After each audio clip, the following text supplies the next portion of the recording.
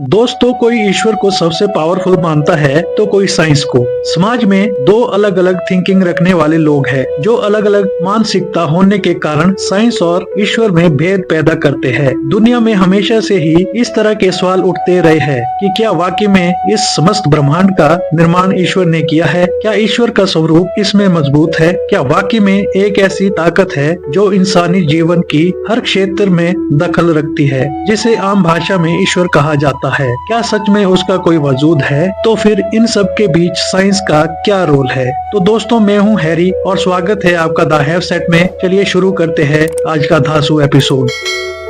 दोस्तों, आपको ये तो पता ही होगा कि हमारी धरती ऑर्बिट में अपने एक्सिस पर घूमती है, जिसकी रफ्तार 1600 किलोमीटर प्रति घंटा है। ये अर्थ 24 घंटे में एक रोटेशन और 365 दिनों में एक रेवोल्यूशन करती है। रेडियोमेट्रिक डेटिंग और अन्य सबूतों के मुताबिक हमारी पृथ्वी की उत्पत्ति 4.6 बिलियन सालों पहले हुई थी। इन सारी बातों की जानकारी हमें विज्ञान ने दी है। विज्ञान ने हमें संसार के सच से रूबरू करवाया है और हमें दुनिया के जन्म के बाद के सारे रिएक्शन को बताया है। पर विज्ञान इस बात पर लड़खड़ा जाता है कि इस धरती की बंजर भूमि पर पहली बार जीवन के सूत्र कहां से आए? इस ब्रह्मांड का जन्म क्यों हुआ? क्या कारण था जो ब्रह्मांड का जन्म हुआ? हमें ये तो पता है कि हमारे ब्रह्मांड का जन्म कैसे हुआ। बायोलॉजी से हमें ये भी पता चलता है कि जीवन के ये पार्टिकल्स कैसे काम करते हैं। पर क्या यह साइंटिफिक नॉलेज भगवान के अस्तित्व को नकारने के लिए काफी है? अगर ईश्वर है ही नहीं तो इस अनंत ब्रह्मांड को कौन चला रहा है? अगर सारी वस्तुएं ब्रह्मांड में स्थित है तो ब्रह्मांड किस में स्थित है?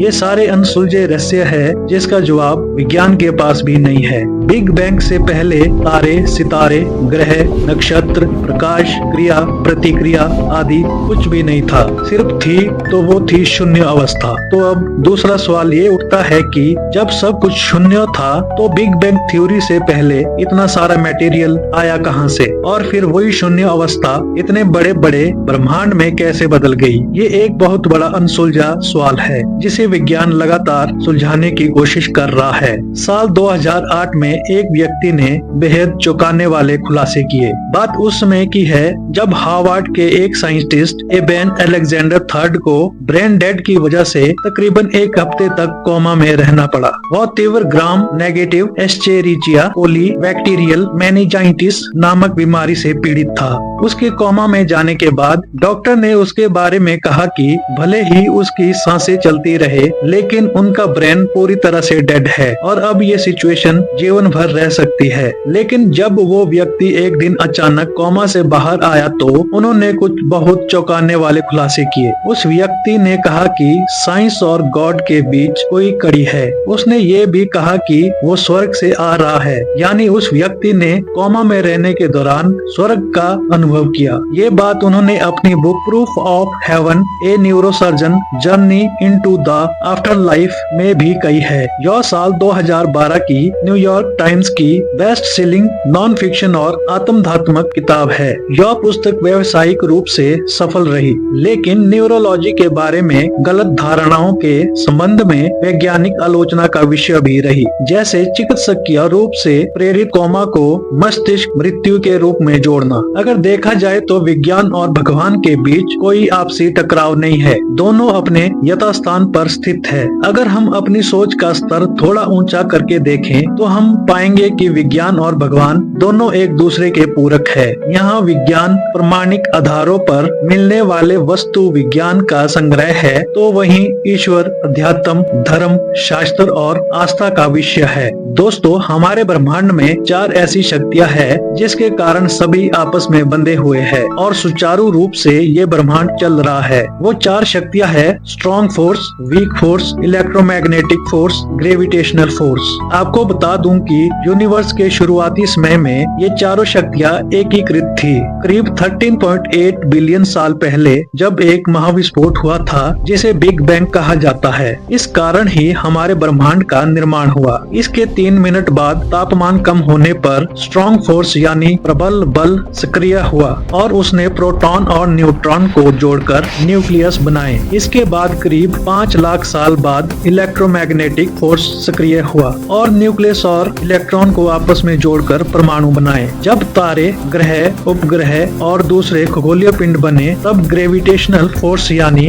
गुरुत्वाकर्षण बल सक्रिय हुआ। हैरानी की बात तो ये है कि 4 फोर्स ब्रह्मांड की उत्पत्ति के लाखों साल बाद उत्पन्न हुए और आज यूनिवर्स में होने वाली प्रत्येक क्रिया और प्रतिक्रिया इन चारों फोर्सेस के मुताबिक होती है। अब सवाल ये है कि इन चारों फोर्सेस के बिना बिग बैंग हुआ कैसे? भगवान कहीं नहीं है, किसी ने दुनिया नहीं बनाई और कोई हमारी किस्मत नहीं लिखता है। नास्तिक माने जाने वाले खगोलीय शास्त्री स्टीफन हॉकिंग ने अपनी आखिरी किताब द ग्रेट डिजाइन में यही लिखा। हॉकिंग की इस किताब में कई यूनिवर्स के बनने, एलियन इंटेलिजेंस, स्पेस कोलोनाइजेशन और आर्टिफिशियल इंटेलिजेंस जैसे कई जरूरी सवालों के जवाब दिए गए हैं। उन्होंने लिखा है कि नेचुरल क्रिएशन ही वो वजह है जो कुछ न होने की जगह कुछ है। 14 मार्च 2018 को स्टीफन हॉकिंग का निधन हो गया। वो ब्रिटेन के ऑक्सफोर्ड में 8 जनवरी 1942 को जन्मे थे और वो एक बहुत बड़े वैज्ञानिक थे। उन्होंने भी भगवान को मानने से इनकार कर दिया था। उनका कहना था कि जो भी चीजें है वो सिर्फ विज्ञान की बदौलत ही है। ये ब्रह्मांड क्यों है, हम क्यों हैं, ये जरूरी नहीं कि हलचल पैदा करने के लिए और ब्रह्मांड को चलाने के लिए भगवान को बुलाया जाए। यानी बिग बैंग थ्योरी के पीछे किसी भगवान का हाथ नहीं था। तो वहीं फिजिक्स के सबसे बड़े साइंटिस्ट एल्बर्ट आइंस्टाइन ईश्वर में विश्वास रखते थे। उन्होंने अपनी जर्नल और स्पेशल थ्योरी में गॉड डोएसन प्लेड डाइस जैसे ईश्वरीय शब्दों का प्रयोग करके ईश्वर की मौजूदगी को स्वीकारा। इतना ही नहीं, आइंस्टाइन तो हिंदू धर्म शास्त्र भागवत गीता को भी पढ़ा करते थे और कहते थे गीता से उन्होंने बहुत कुछ सीखा है। साल 2013 में हमने जाना कि ब्रह्मांड के एटम अस्तित्व का कारण एक पार्टिकल है जिसे हिग्स बोसोन या गॉड पार्टिकल कहा जाता है। गॉड पार्टिकल वह सूक्ष्म कण होता है जिन्हें देख पाना संभव नहीं। हिग्स बोसोन या गॉड पार्टिकल से पहले प्रोटॉन को सबसे छोटा कण माना जाता था। जब प्रोटॉन आपस में टकराए तब गॉड पार्टिकल की खोज हुई, क्योंकि किसी भी पदार्थ की उत्पत्ति का सबसे पहला चरण गॉड पार्टिकल से ही शुरू होता है। प्रोटॉन के अंदर क्वार्क की बीच की खाली जगह को हिग्स फील्ड कहते हैं और इस खाली जगह के अंदर जो सूक्ष्म कण होते हैं उन्हें ही हिग्स बोसोन या गॉड पार्टिकल कहा जाता है। यानी वैज्ञानिकों ने भी इसे ऐसा नाम दिया जिससे ये साबित होता है कि कण कण में है भगवान। हिग्स बोसोन या गॉड पार्टिकल की खोज जेनेवा एंड स्विट्जरलैंड के पास पार्टिकल एक्सेलरेट में हुई, जिसके प्रवेश द्वार पर भगवान नटराज की मूर्ति लगी है। वैज्ञानिक भी समय समय पर ईश्वर में आस्था रखते नजर आते हैं। पॉल डेविस नाम के फिजिक्स साइंटिस्ट भी ब्रह्मांड को ईश्वर की रचना मानते थे। उन्होंने द माइंड ऑफ गॉड नाम की एक बुक भी लिखी है। इसे हम क्या समझे? क्या भगवान अस्तित्व में है? क्या भगवान के अस्तित्व में होने का कोई सबूत है? भगवान या विज्ञान किस पर भरोसा करे? ये ऐसे प्रश्न है जो सालों से हम मनुष्यों के बीच चर्चा का विषय बने हैं। अगर देखा जाए तो अभी हमारी साइंस अपने चाइल्डहुड में है, फिर भी साइंस ने इतने इन्वेंशन कर लिए हैं और यूनिवर्स के उत्पत्ति के रहस्य को उजागर किया, लेकिन फिर भी अभी विज्ञान इतना विकसित नहीं हुआ है कि सभी सवालों के जवाब दे पाए। समय के साथ जैसे जैसे विज्ञान विकसित होता जाएगा, शायद हमें हमारे काफी सारे सवालों के जवाब भी मिलते जाएंगे। विज्ञान कहता है कि घटना के घटित होने के लिए किसी न किसी कारण का होना आवश्यक है। बिना किसी कारण के कोई भी घटना घटित नहीं हो सकती। अब सवाल ये है कि बिग बैंग घटना के पीछे कौन सा कारण था? अगर हम अपने आसपास की चीजें देखते हैं तो हम पाते हैं कि हवाई जहाज, बड़ी बड़ी बिल्डिंग्स, इलेक्ट्रिकल वस्तुएं, computer, telephone, artificial intelligence, smart gadgets, इन सब चीजों को बनाने के पीछे हम इंसानों का हाथ है। हमारे वैज्ञानिकों ने इन चीजों को बनाने में बहुत कड़ी मेहनत की है, तब जाकर ये चीजें हम तक पहुंची है। वहीं अगर हम दूसरी तरफ देखें तो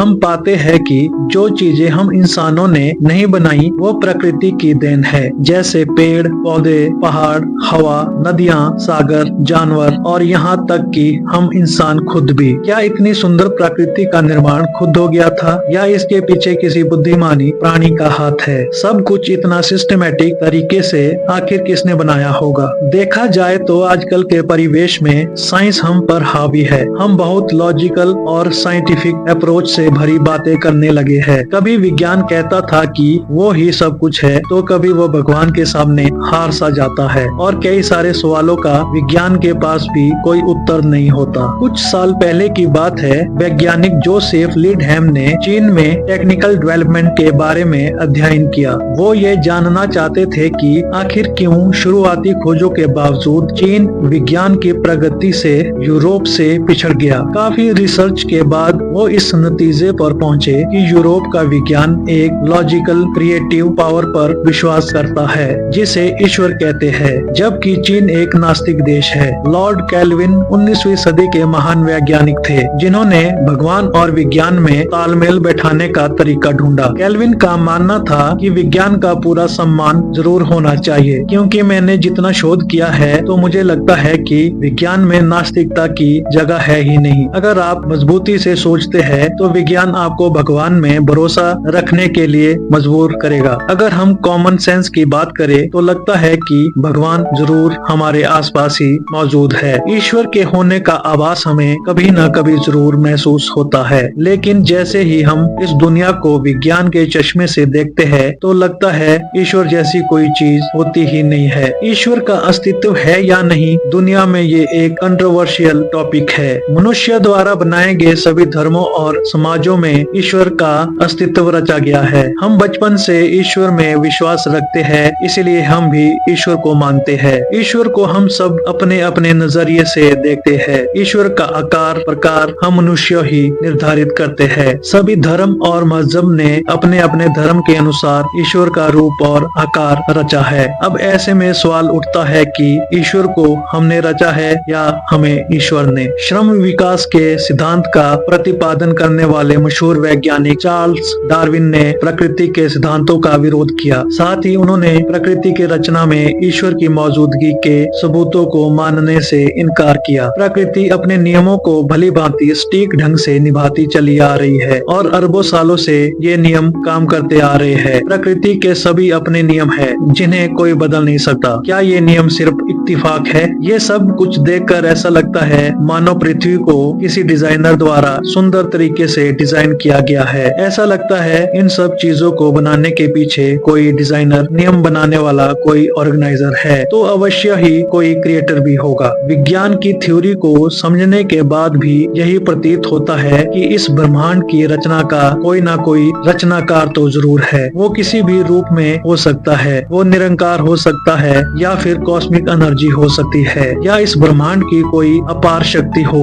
या फिर हमारी सोच से परे किसी और रूप में हो, लेकिन वो शक्ति है जरूर। इसीलिए विज्ञान भगवान से अलग नहीं और भगवान विज्ञान से, दोनों ही एक दूसरे के पूरक प्रतीत होते हैं। वैसे देखा जाए तो साइंस और ईश्वर की किसी बहस में पड़ना बेकार है, क्योंकि इन दोनों का एक रहस्य है जिसे समझना शायद अभी तक इंसानों के बस की बात नहीं। तो दोस्तों, आज की वीडियो में बस इतना ही। आपका इस बारे में क्या ख्याल है कमेंट बॉक्स में जरूर बताओ। आई होप कि आपको ये वीडियो अच्छी लगी होगी। अगर लगी तो इस वीडियो को लाइक कर देना और अपने दोस्तों के साथ जरूर शेयर करना। अगर आप इस चैनल पर नए हो तो चैनल को सब्सक्राइब करने के साथ साथ नोटिफिकेशन बेल ऑन कर देना। तो मैं मिलता हूँ एक और एपिसोड के साथ। अब तक के लिए धन्यवाद। जय हिंद, वंदे मातरम।